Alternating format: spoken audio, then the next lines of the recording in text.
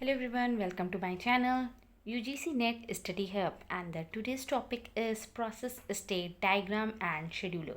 ठीक है. In the previous lecture I have completed the introduction of operating system and my topic is left types of jobs है ना. तो पहले आज हम लोग types of job complete कर लेते हैं, फिर उसके बाद हम लोग process पे आते हैं. ठीक है.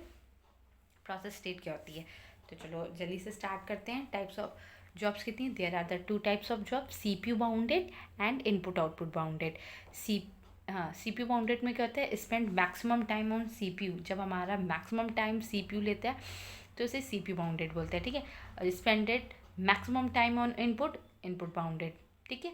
CPU will be busy, input output device will be empty. जब हमारा CPU बिजी होगा तो इनपुट आउटपुट डिवाइस हमारा क्या होगा? एम्प्टी हो जाएगा. ठीक है. इनपुट आउटपुट विल बिजी, जब इनपुट आउटपुट बिजी होगा तो CPU हमारा एम्प्टी रहेगा. कल मैंने आपको बताया था ना कि हमारी सारी रेडी जॉब्स कहाँ पे रहती है? मेन मेमोरी में रहती है. फिर मेन मेमोरी से कहाँ पे जाएगी? CPU के पास जाएगी. ठीक है. आते हैं स्विचिंग. स्विचिंग कितनी टाइप्स की होती है? There are two type of switching, mode switching and a context switching. ठीक है. मोड स्विचिंग क्या होती है? जब यूज़र हमारा कर्नल मोड के पास जाता है और कर्नल वापस यूज़र मोड के पास आता है, उसे हम लोग बोलते हैं मोड स्विचिंग. ठीक है. यूज़र जॉब है ना, यूज़र जॉब को ही हम लोग बोलते हैं यूज़र मोड, और सिस्टम जॉब को हम लोग बोलते हैं कर्नल मोड, और प्रिविलेज मोड भी बोलते हैं और सिक्योरिटी मोड भी बोलते हैं. ठीक है. फिर क्या होता है? जैसे देखो, जैसे हमें यहाँ पे दिया है यूज़र जॉब 1 है. यूज़र जॉब 1 मतलब कि user job 1 means user mode पर है हमारा CPU. ठीक है. तो जॉब राइजेस, जॉब ने राइज कर दिया, इनपुट आउटपुट इंटरप्ट कर दिया. फिर so OS will come to solve it, है ना. जब हमारा राइज इनपुट आउटपुट राइज हो गया है, इंटरप्ट हो गया है ना, तो OS आएगा उस प्रॉब्लम को सॉल्व करने के लिए. फिर OS at interrupt the handling routine, है ना. OS हैंडल करेगा रूटीन को. फिर वो जाएगा CPU system mode means kernel mode के पास, है ना. जैसे यहाँ पे देखो, जॉब 1 है, जॉब 1 हमारी राइज हुई, उसमें जॉब 1 में इशू आ गया. फिर वो OS ने उस जॉब 1 इशू को सॉल्व किया.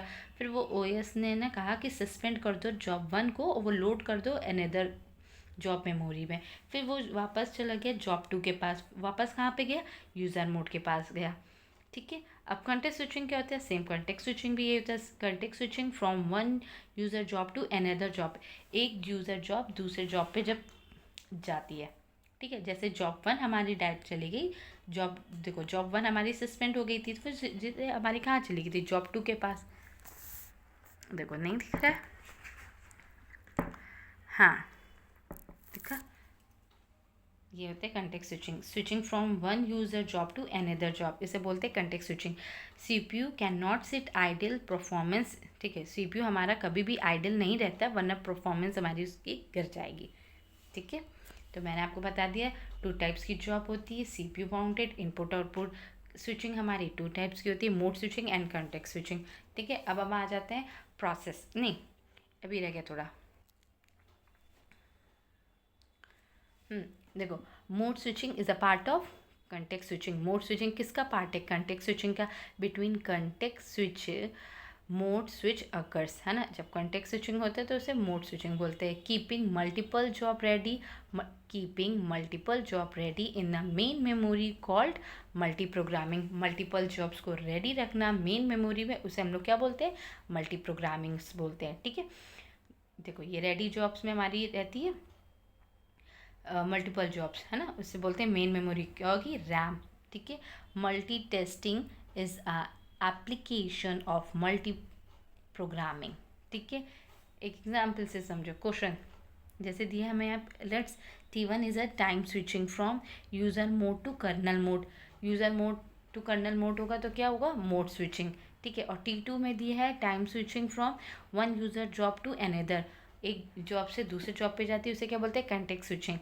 तो हमारा यहाँ पे आंसर क्या होगा? T1 इज़ ग्रेटर है ना. T1 बड़ा है T2 से, ये आंसर हो जाएगा. देखो. ठीक है.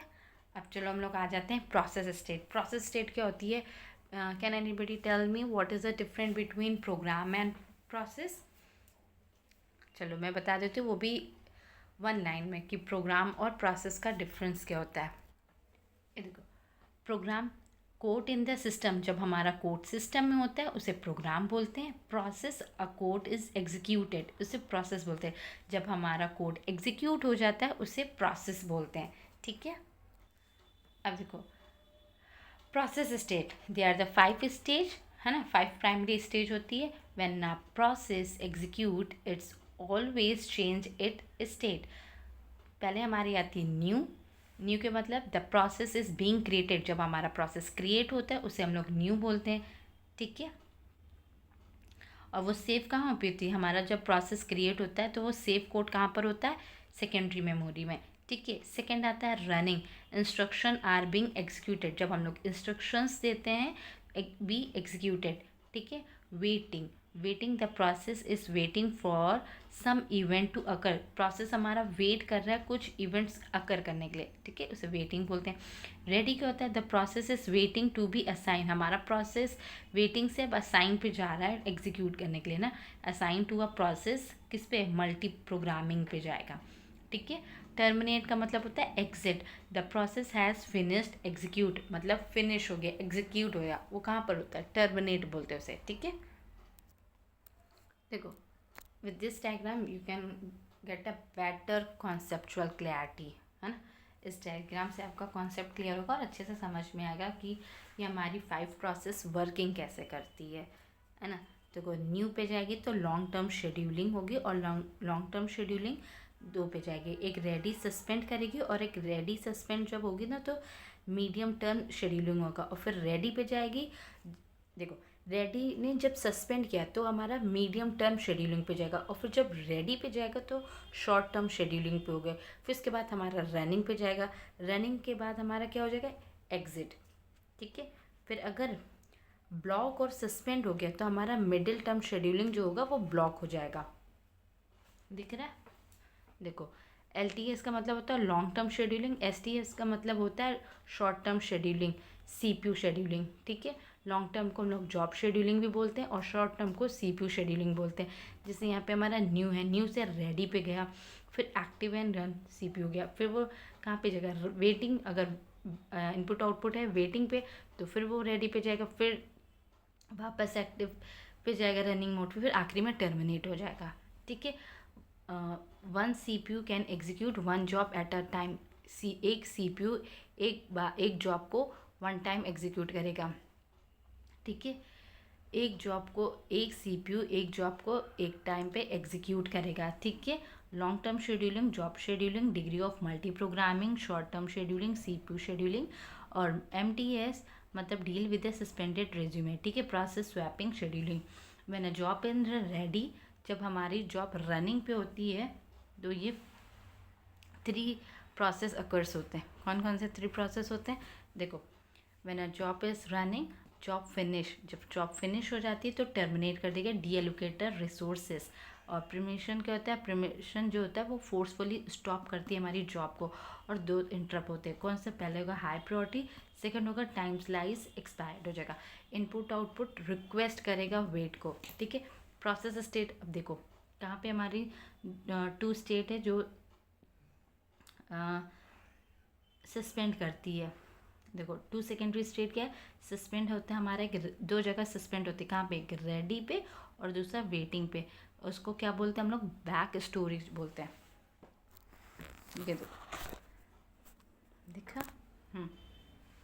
हमारी 2 जगह जॉब सस्पेंड होती है. कहाँ पे, एक रेडी पे और एक वेट पे होता है. हाईलाइट कर रखा है, पूछा जा सकता है UGC में, है ना, तो पता होना चाहिए. और उसको हम लोग क्या बोलते हैं, बैकिंग स्टोर बोलते हैं. तो आज के लिए इतना ही, मिलते हैं अब नेक्स्ट वीडियो में. तब तक के लिए bye bye. Thank you for watching.